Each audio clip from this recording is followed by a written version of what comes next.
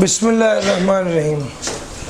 Sir जी, एक quick recap रोज़ की तरह, और मेरा मानना है कि अगर आप लोग अब तक सिर्फ क्लास ही अटेंड करते रहे हैं तो आपको ये चीज़ें याद हो जानी चाहिए।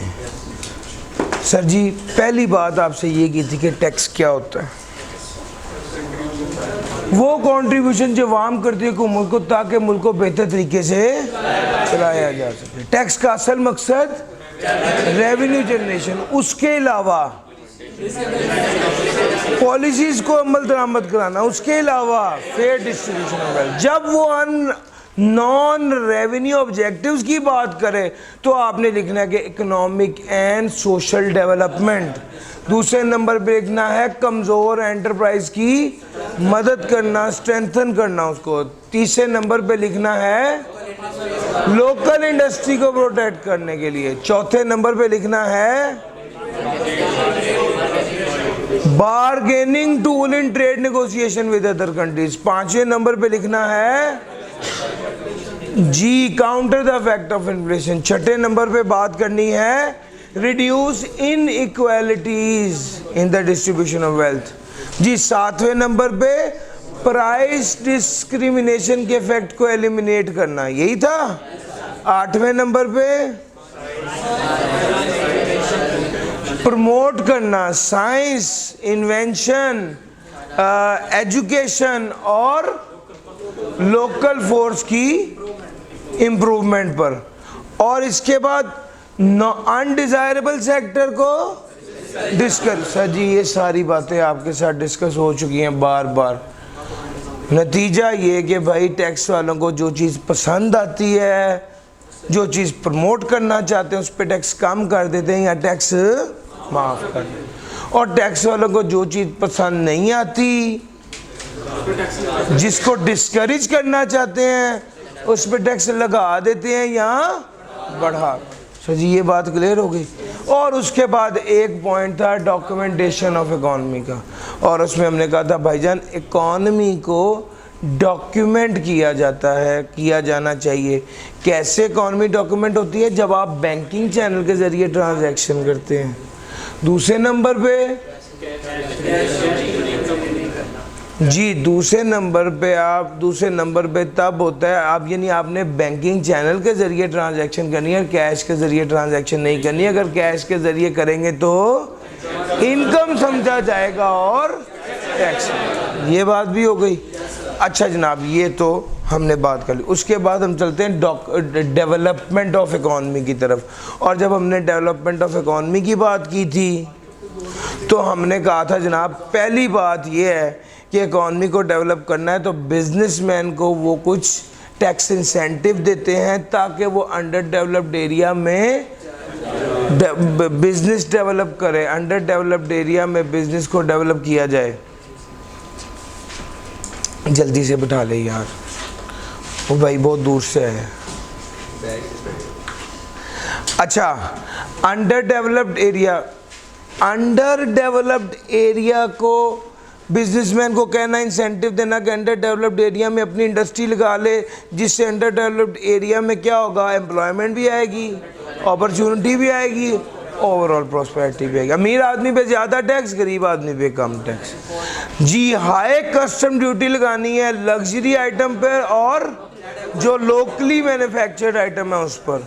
और जो बंदा चैरिटी का काम कर रहा है उस पे टैक्स एग्जेम्प्ट, और जो बंदा चैरिटी का काम करने वाले को डोनेट कर रहा है जी टैक्स क्रेडिट। ठीक हो गया। और एग्रो बेस्ड कंट्री है पाकिस्तान, तो एग्रीकल्चरल प्रोडक्ट्स पे टैक्स लो। सर, ये सारी बातें आपके साथ डिस्कस कर चुके। अब आ गया आपका अगला पहलू कि एडम स्मिथ क्या कहते हैं। एडम स्मिथ कहता है 2C 2E। First C is for certainty, tax should be certain and clear. दूसरे नंबर पे कन्वीनियंस, टैक्स को पे करना time and manner should be convenient.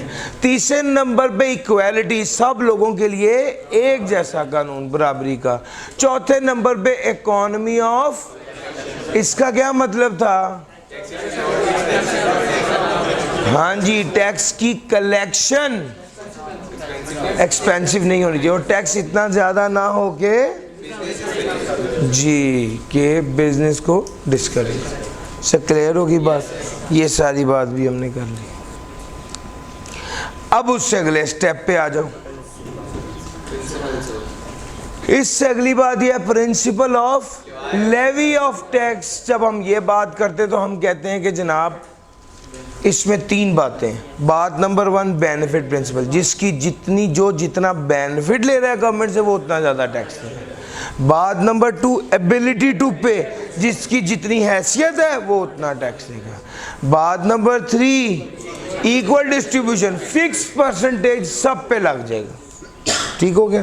फिर हमने कहा था भाई काइंड्स ऑफ टैक्सेशन में 3 होते थे, एक प्रोपोर्शनल, दूसरा प्रोग्रेसिव, तीसरा रिग्रेसिव। प्रोपोर्शनल कहता है इनकम बढ़ेगी तो टैक्स भी बढ़ेगा लेकिन टैक्स रेट फिक्स रहेगा। प्रोग्रेसिव कहता है इनकम बढ़ेगी तो टैक्स भी बढ़ेगा और टैक्स रेट बढ़ेगा। और तीसरे नंबर पे रिग्रेसिव कहता है इनकम बढ़ेगी, टैक्स फिक्स रहेगा और टैक्स रेट। क्लियर होगी बात? ये सारी बातें हमने आपको पढ़ा दी थी। और फिर उसके बाद हमने आगे क्या बात की थी सर आपके? कैरेक्टरिस्टिक्स। अगर मैं कैरेक्टरिस्टिक्स की बात करूं तो पहला हमने कहा था वॉलेंट्री है, वॉलेंट्री नहीं है, एनफोर्स्ड कंट्रीब्यूशन। और फिर कहा था भाईजान पैसे देने हैं, कैश देना है, बैंक में पैसे आने चाहिए, चेक से काम नहीं चलेगा, ना ही चेक से काम चलेगा, ना ही आप इन काइंड पेमेंट करेंगे तो काम चलेगा, ना ही प्रॉमिसरी नोट से काम चलेगा। और फिर तीसरी बात क्या थी सर? सर प्रोपोर्शनेट इन कैरेक्टर, जिसकी जितनी हैसियत है वो उतना टैक्स दे। टैक्स लगना किस पे है? इनकम पे, ट्रांजैक्शन पे, प्रॉपर्टी पे, एक्स पे, राइट्स या प्रिविलेज पे। सर जी ये जो टैक्स ये कौन लागू करेगा?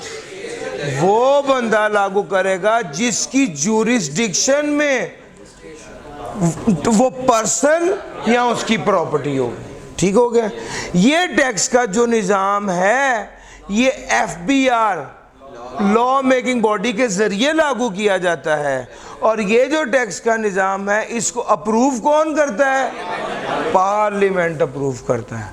फिर उसके बाद हम आगे गए थे और आगे क्या बात की थी कि ये पैसा इस्तेमाल किधर होना है? एजुकेशन पर, हेल्थ पर, इंफ्रास्ट्रक्चर पर और डिफेंस पर। तो भाई ये सारी बातें भी कर ली थी। फिर उसके बाद आगे क्या बात आई थी भाई? Principle of sound taxation system जी। अब जब साउंड टैक्सेशन सिस्टम की बात करते हैं तो उसमें 4 बातें। सबसे पहले एडमिनिस्ट्रेटिव फिजिबिलिटी, ये नहीं, फिस्कल एडिक्वेसी। टैक्स का निजाम ऐसा होना चाहिए कि उससे इतना पैसा जमा हो जाए कि मुल्क के खर्चे पूरे हो जाए। अगर टैक्स का पैसा रेवेन्यू ज्यादा चाहिए तो ज्यादा, और अगर रेवेन्यू कम चाहिए तो टैक्स कम देना पड़े। क्लियर होगी बात? दूसरे नंबर पे इक्वालिटी। इक्वालिटी क्या कहता है? एबिलिटी टू पे बेस पर। तीसरे नंबर पे एडमिनिस्ट्रेटिव फिजिबिलिटी में 4 बातें हैं।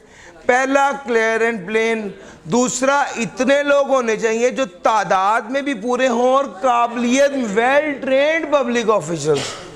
तीसरा कन्वीनियंस, आसानी हो। चौथा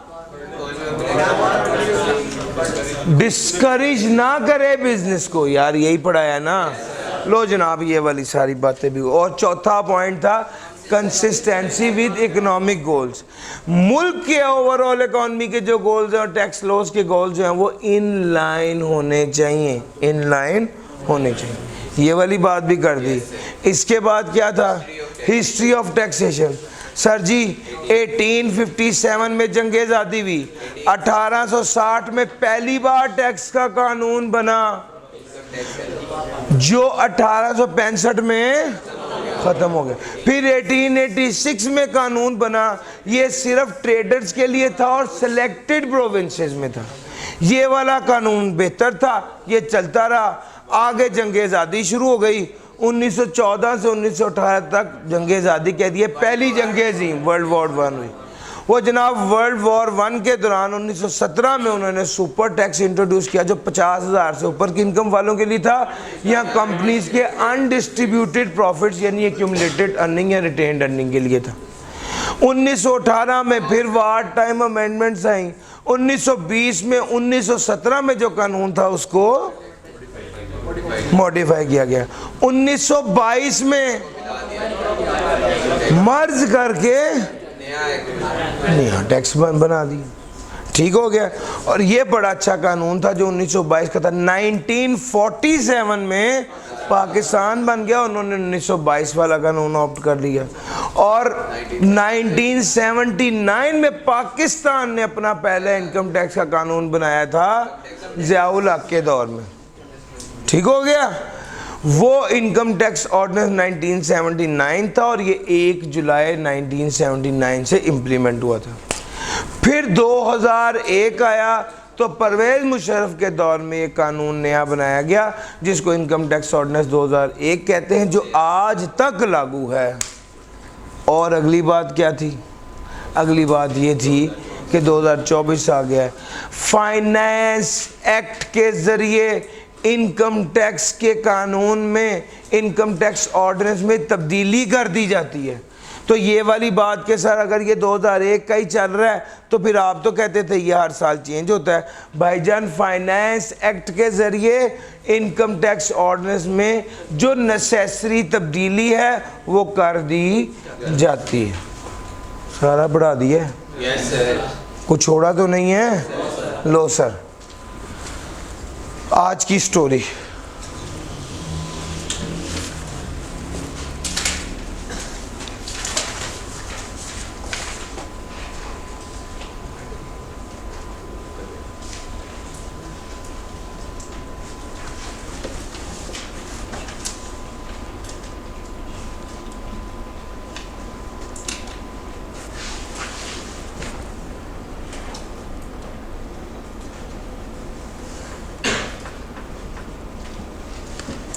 आज बेसिकली एक छोटा सा पार्ट हमारा सेंटर में दरमियान में रह गया, वो कराऊंगा आपको डायरेक्ट और इनडायरेक्ट टैक्स, और फिर इंशाल्लाह इसके बाद पास पेपर। सर जी what is direct tax?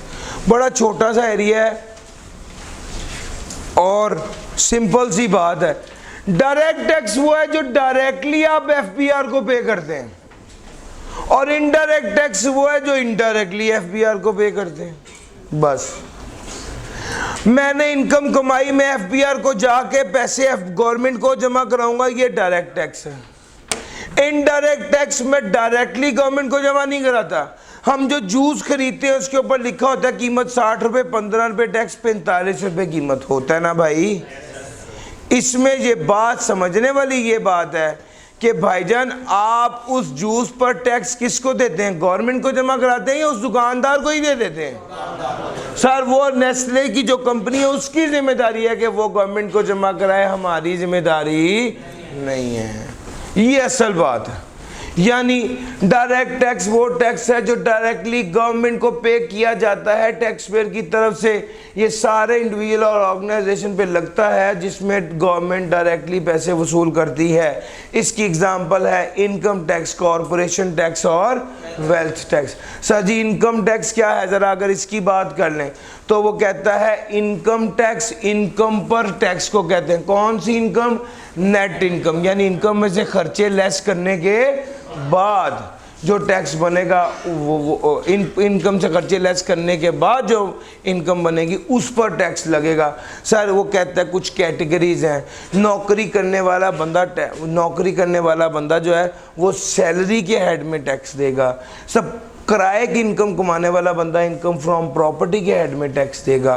Sir कारोबार करने वाला बंदा इनकम फ्रॉम बिजनेस के हेड में टैक्स देगा। सर शेयर्स खरीद कर बेचने वाला बंदा जो है वो कैपिटल गेन के हेड में टैक्स देगा। और जो किसी हेड में फॉल नहीं करेगा वो अदर सोर्स के हेड में टैक्स देगा। तो ये बेसिकली कैटेगरीज है। बेसिकली ये क्या है, कैटेगरीज। लो सर, कैपिटल वैल्यू टैक्स की बात करने लगा सर, कैपिटल वैल्यू टैक्स की बात करने लगा। कैपिटल वैल्यू टैक्स एक ऐसा टैक्स है जो इमूवेबल प्रॉपर्टी पर लगता है, इमूवेबल प्रॉपर्टी की ट्रांसफर पे लगता है या राइट्स की ट्रांसफर पे लगता है, बस। इनकम टैक्स हमारे कोर्स में बड़ी डिटेल से पढ़ेंगे, कैपिटल वैल्यू टैक्स हमारी कोर्स में नहीं है, इसकी बस यही सवाल लाइन याद करनी है। ये ट्रांसफर पे लगता है, इमूवेबल प्रॉपर्टी की ट्रांसफर हो या राइट की ट्रांसफर हो। सर जी, इनडायरेक्ट टैक्स क्या है? वो टैक्स जो डायरेक्टली गवर्नमेंट को जमा नहीं कराना। सर राइट का ट्रांसफर, फ्रेंचाइज आगे दे दी, राइट ट्रांसफर कर दिया, इसको कहते हैं राइट का ट्रांसफर। राइट का ट्रांसफर हो या इमूवेबल प्रॉपर्टी का ट्रांसफर हो, कैपिटल वैल्यू टैक्स लगता है। सर इनडायरेक्ट टैक्स क्या है? वो टैक्स जो इनडायरेक्टली गवर्नमेंट को दिया जाता है। सर जी, गवर्नमेंट खुद आपको कह रही है ये वाला टैक्स आपने हमें नहीं देना। आप बाइक पे गए, आपने बाइक वाले पेट्रोल पंप पे खड़े हुए, आपने कहा भाई इसमें 1 लीटर पेट्रोल डाल दो। उसने कहा भाई 280 रुपये। आपने कहा यार देखो मेरी बात सुनो, इस पेट्रोल में 230 रुपये का पेट्रोल है और 50 रुपये टैक्स है, तुम मुझसे 230 रुपये ले लो, 50 रुपये मैं हुकूमत को खुद दे दूंगा, तुम ना परेशान हो। क्या ऐसा मुमकिन है? नहीं मुमकिन भाईजान, आपको उसी बंदे को ये देने पड़ेंगे। सर समझ आ रही है? तो वो ये इनडायरेक्ट टैक्स, इनडायरेक्ट टैक्स वो टैक्स है जो इंटरमीडियरी, दरमियान वाला बंदा वो कलेक्ट करता है और अल्टीमेटली बर्डन जो है वो उस बंदे पे आ जाता है जिसने वो फ़ायदा उठाना होता है, कंज्यूमर पे आ जाता है। सर जी, जूस है 60 रुपये का, मार्केट से मिलता है 45 रुपये का जूस है, 15 रुपये टैक्स है, लेकिन जिस बंदे ने वो जूस पीना है उसको कितने पैसे खर्च करने पड़ेंगे, 45 या 60? तो यानी उसको 15 रुपये का टैक्स का बोझ किस पर आया? अल्टीमेटली उस कंज्यूमर पे है ना जिससे उससे फ़ायदा उठाया। तो ये सारा बोझ अल्टीमेटली इकोनॉमिक बर्डन जो है वो उस कंज्यूमर पर आ जाता है जो उससे फ़ायदा उठा रहा होता है। सर जी, अगर इनडायरेक्ट टैक्स की बात करूं तो इसमें 3 टैक्सेस हैं। सबसे पहले आ गया कस्टम ड्यूटी। अच्छा, एक चीज़ तो पहले आप नोट कर लें कि सर जी ये लफ्ज़ ड्यूटी लिखा हो, लफ्ज़ ड्यूटी लिखा हो, टैक्स लिखा हो, टैरिफ लिखा हो, ड्यूटी लिखा हो, टैक्स लिखा हो, टैरिफ लिखा हो, चार्ज लिखा हो, लेवी लिखा हो, इस सब का मतलब क्या होता है? इस सब का मतलब कस्टम ड्यूटी ही होता है। यानी ड्यूटी कह लें, टैक्स कह लें, चार्ज कह लें, टैरिफ कह लें, तो ये सारे क्या कहलाते हैं?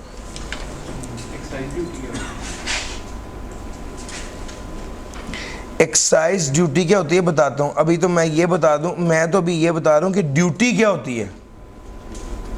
सर मुझे बताएंगे क्या समझ आई है, ड्यूटी क्या होती है?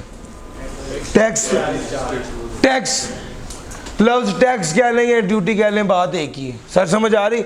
अब मैं बात करने लगा हूँ कि कस्टम ड्यूटी क्या होती है। सर आपके पाकिस्तान में से कोई चीज़ बाहर जाए या पाकिस्तान में कोई चीज़ दाखिल हो, उस पर जो टैक्स लगता है उसे कस्टम ड्यूटी कहते हैं। जो पाकिस्तान से बाहर जाए उसे एक्सपोर्ट कहते हैं, जो पाकिस्तान में दाखिल हो उसे इंपोर्ट कहते हैं। एक्सपोर्ट और इंपोर्ट पर जो टैक्स लगता है उसे कस्टम ड्यूटी कहते हैं। अच्छा जी, कितना टैक्स लगेगा? Custom tariff, Pakistan custom tariff के नाम से इसका कानून है, उसमें जितना कहा जाएगा उतना टैक्स लगेगा। हाँ, अलबत्ता एक चीज़ ज़रूर आपको पता होनी चाहिए कि सर जी जो अननेसेसरी या लग्जरी गुड्स हैं उन पर ज़्यादा टैक्स लगता है, लेकिन जो नेसेसिटी हैं उन पर कम टैक्स लगता है। अच्छा, अब एक और बात सुने, रॉ मटेरियल पर भी कम टैक्स लगता है। आप मुझे बताएं, एक बंदा चाइना से बनी बनाई शर्टें मंगवा रहा है और यहाँ बेच रहा है, उस पर ज़्यादा टैक्स लगना चाहिए या एक बंदा चाइना से रुई मंगवा रहा है उस पर ज़्यादा टैक्स लगना चाहिए? सर वो रुई मंगवा रहा है रुई से धागा बनेगा,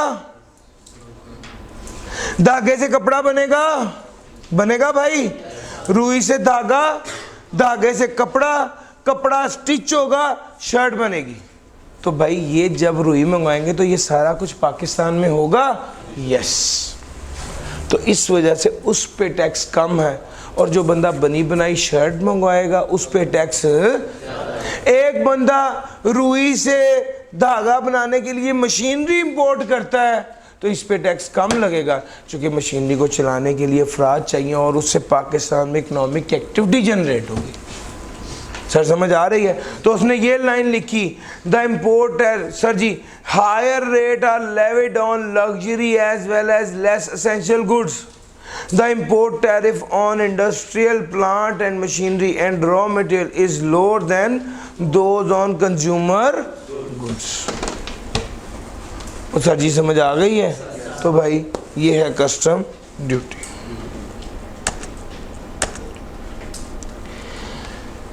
फेडरल एक्साइज ड्यूटी, FED।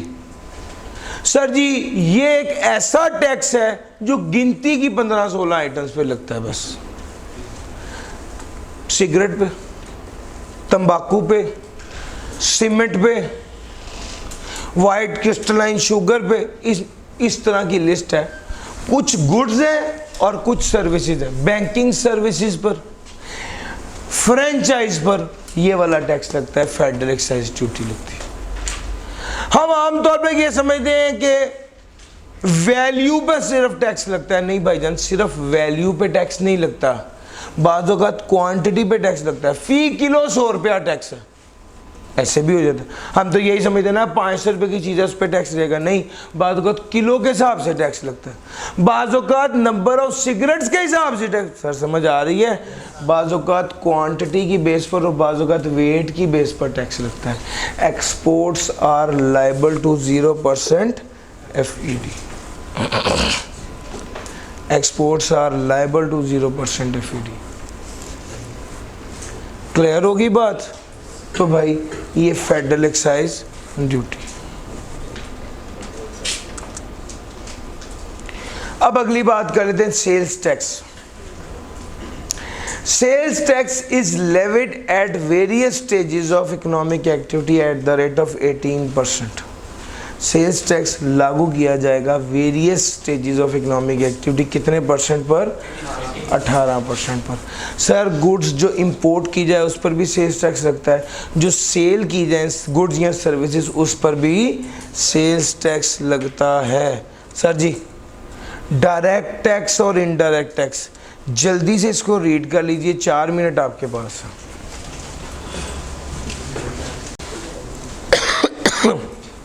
एक आइटम पर एक से ज़्यादा टैक्स लग सकता है। यानी मैंने आपको एग्जांपल दी सिगरेट की कि अगर आप सिगरेट इंपोर्ट कर रहे हैं तो इंपोर्ट स्टेज पर कस्टम ड्यूटी भी लगेगी, सेल्स टैक्स भी लगेगा और FED भी लगती है फिर उस पर। लो सर,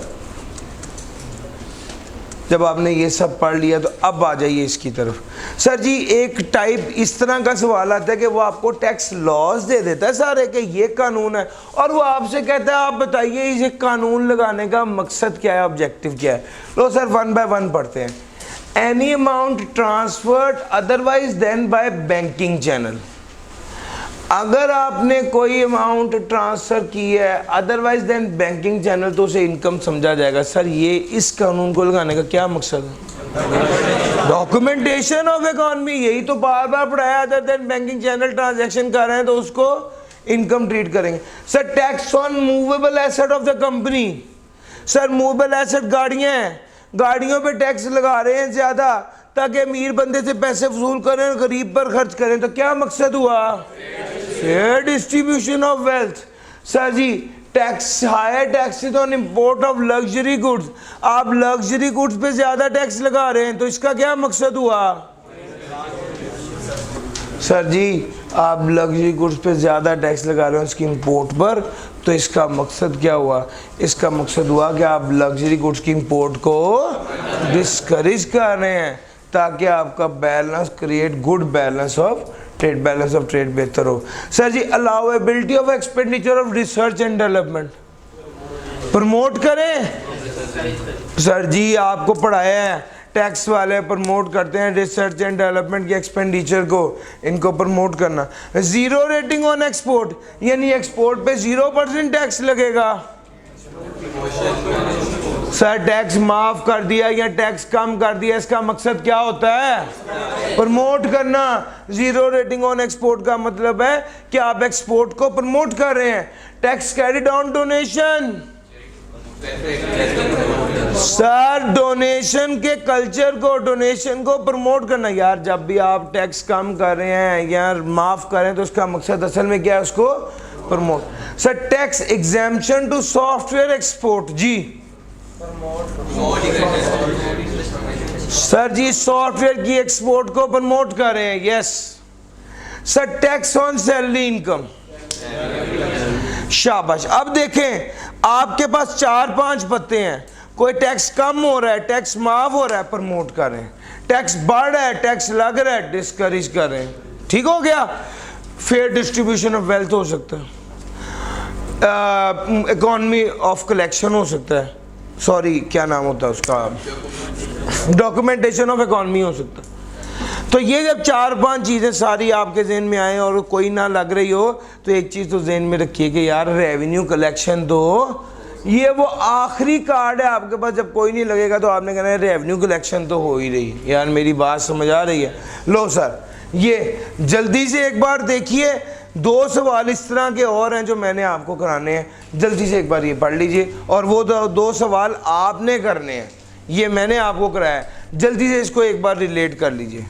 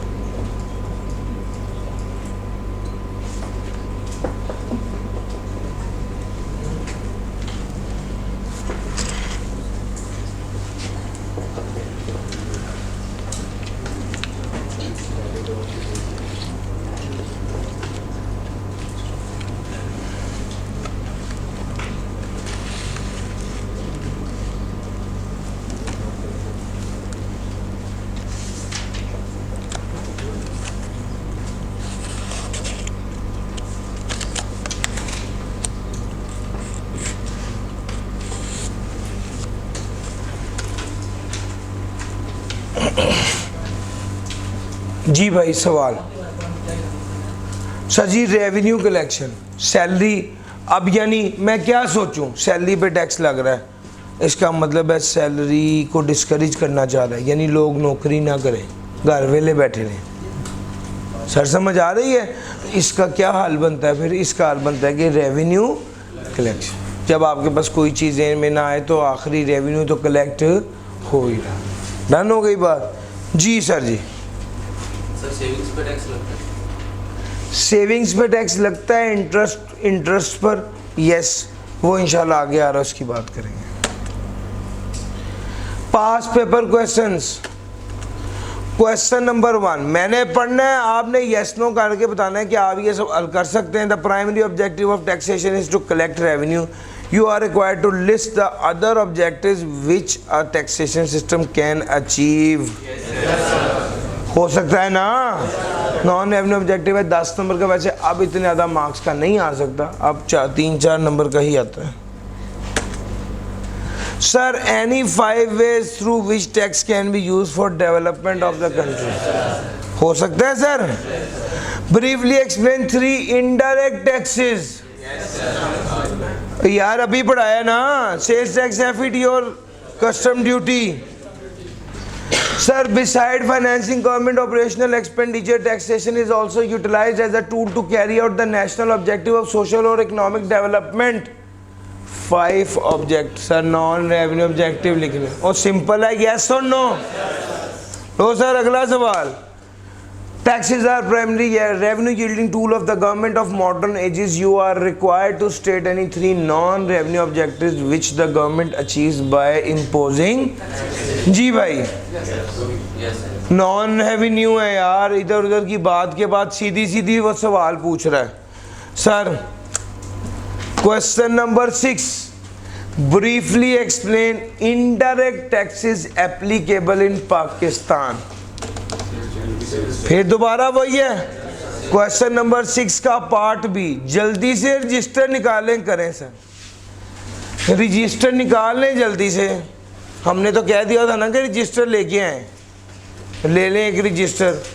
अब उम्मीद है आपने ले लिया होगा, तो सर वो निकालने और करें। ऑनलाइन वालों को भी चाहिए कि यहाँ पर वीडियो पॉज करके ये वाले सारे सवाल, ये वाले सारे पार्ट्स जो हैं उसको सॉल्व करें, फिर मैं इसको डिस्कस कराता हूँ। वीडियो पॉज करते आपके। जी सर जी, आप लोगों ने, मैं आप लोगों को पहले भी ये करा सकता था, लेकिन जब आप खुद, मैं चाहता हूँ आपका दिमाग थोड़ा काम करे, आप खुद इसके बारे में सोचें, इसका कोई जवाब लिखें, फिर मेरे जवाब के कंपैरिजन करें। पॉइंट समझ आ रहा है? High tax rate on high income, अमीर आदमी ज़्यादा टैक्स दे, गरीब पर खर्च हो, फेयर डिस्ट्रीब्यूशन हो। High tax rate on import of luxury goods, discourage करे लग्जरी गुड्स की import. Tax credit on donation, promote donation. Tax creation of tax free zone. Sir development of economy की सबसे पहली लाइन थी creation of tax free economic zone, इसका जवाब है development of economy. Tax on income of individual and companies, revenue collection. Tax on transaction not made through normal banking channel, documentation of economy. Zero rating under sales tax act. Sir आप zero rating होती है export पे, यानी आप असल में इसमें लिखना है एक्सपोर्ट्स को एनकरेज करना, प्रमोट करना। ठीक हो गया सर जी? जल्दी से नोट कर लीजिए, जिसका जो था आंसर आपके पास गिवन भी है बुक में, लेकिन मैं चाहता ये था कि आप लोग सीखें, खुद दिमाग इस्तेमाल करें। जी सर जी, असल में जब आप सेल्स टैक्स पढ़ेंगे तो आपको पता चलेगा जीरो रेटिंग एक्सपोर्ट की होती है। जब ये पेपर आया ऑटम 2018 में, तो बच्चे ने पूरा सिलेबस पढ़ के दिया था, उसको पता था। तो आप इंशाल्लाह जब पढ़ेंगे तो आपको जीरो रेटिंग से आपके ज़हन में फ़ौरन एक्सपोर्ट ही आएगा। सर जी कोई बात, कोई सवाल? करें सर, नोट कर लें। 2 मिनट आपके पास है, फिर आगे चलना है। मैंने पॉज कीजिए।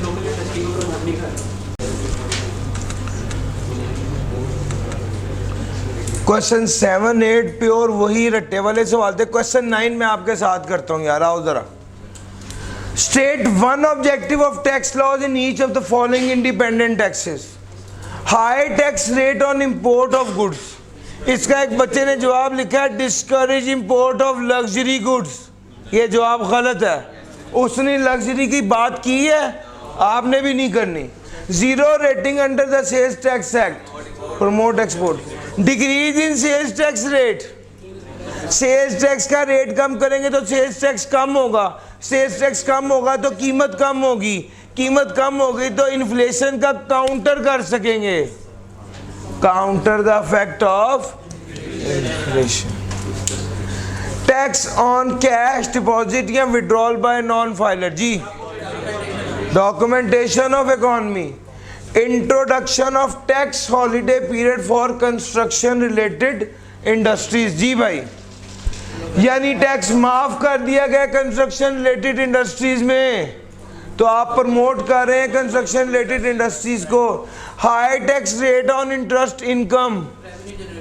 सर नहीं, इसमें वो इंटरेस्ट इनकम को, सेविंग इन द बैंक को डिस्करेज कर रहा है और चाह ये रहा है कि आप बिजनेस करें, तो सेविंग इन द बैंक जो है उसको डिस्करेज किया जा रहा है। Decrease in tax rate for online sale. जी अगर आप टैक्स रेट कम करेंगे तो आप क्या कर रहे हैं, प्रमोट कर। Tax credit 2% for employing fresh graduate, जो फ्रेश ग्रेजुएट को नौकरी देगा, जो फ्रेश ग्रेजुएट को नौकरी देगा। तो असल में आप, इसका मकसद है अनएम्प्लॉयमेंट को कम करना। ठीक हो गया सर जी। High tax rate on luxury item, discourage luxury item, ये लिखूं सर जी? अगर पाकिस्तान में हैवी बाइक बनने लग जाए तो क्या करें, उसको डिस्करेज करें? वहां पे बंदे नहीं काम करते भाईजान। यस, लग्जरी आइटम खरीदता है अमीर आदमी, अमीर आदमी पर ज्यादा टैक्स लगाकर पैसे इकट्ठे करें और गरीब पर खर्च करें। सो लग्जरी आइटम पर टैक्स लगाने का मकसद होता है fair distribution of wealth, allow expenditure on research and.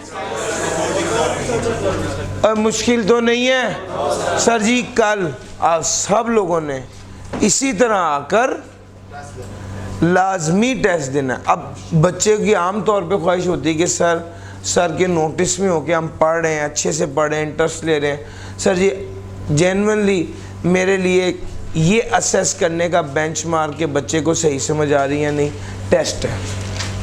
कोई बच्चा मुझे जितना भी कह दे मुझे समझ आ गया, उसने टेस्ट ठीक नहीं दिया, तो मुझे यही होता है कि यार मुझे मज़ीद कहाँ पर वर्किंग करनी है।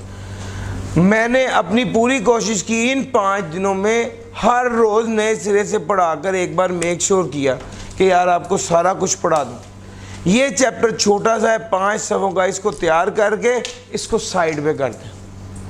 पता है आपने क्या करना है? इस थ्रू आउट द सेशन आपने करना ही है, साथ के साथ पढ़ाई की, तैयार फुल करके टेस्ट दिया, टेस्ट दे के उसको साइड पे कर दिया। भाई अब ये चैप्टर मैंने मिड में जाके पढ़ना है, ये मेरा तैयार है। बिल्कुल ऐसे जैसे खाना तैयार होके बंदा फ्रिज में रख देता है। समझ आ रही? अब जब ज़रूरत पड़ेगी तब गर्म कर लेंगे। ठीक हो गया सर जी? यही काम आपने करना है सर जी। ये तैयार कर लें आप, एक बार मेहनत करके इसको अच्छे से तैयार करके साइड पे करें। डन हो गई है सर? और सबसे अच्छा तैयार करने का टाइम ये मेरे मुताबिक है कि वो बच्चा जिसने अब तक एक दिन भी घर नहीं पढ़ा, सिर्फ लेक्चर लिए, उसको 2 घंटे से ज़्यादा नहीं चाहिए ये पूरा तैयार करने के लिए। लो सर आज के लिए इतना ही था जी। हाँ जी, कंस्ट्रक्टेड रिलेटेड इंडस्ट्री को प्रमोट कर रहे हैं ना टैक्स हॉलीडे देके, यानी टैक्स में छूट देके जी। 7th टैक्स आप क्या कर रहे हैं, ऑनलाइन सेल को प्रमोट कर रहे हैं, उस पर टैक्स रेट कम करके। ठीक हो गया सर जी? और 4th सर आप क्या है, डिपॉजिट पे टैक्स लगा रहे हैं, डॉक्यूमेंटेशन ऑफ इकोनॉमी जी। ऑनलाइन सेल करेंगे तो टैक्स कम लगेगा। अगर ऑनलाइन सेल करने पे टैक्स कम लगाया जा रहा है, इसका मतलब है मैं ऑनलाइन सेल को प्रमोट कर रहा हूँ। सर ऑनलाइन में तो सर आप ऑनलाइन ट्रांसफ़र करेंगे तो डॉक्यूमेंटेशन तो हो, फिर तो मसला ही नहीं है। प्रॉब्लम तो ये है कि आप यहाँ पर जो टैक्स कम किया है वो तो इसलिए किया है कि ऑनलाइन सेल थी जी। डन जी? लो सर अच्छे से तैयारी करके कल आपने आना है, सब बच्चों ने टेस्ट देना है। यस और नो? थैंक यू जी, अल्लाह हाफिज़।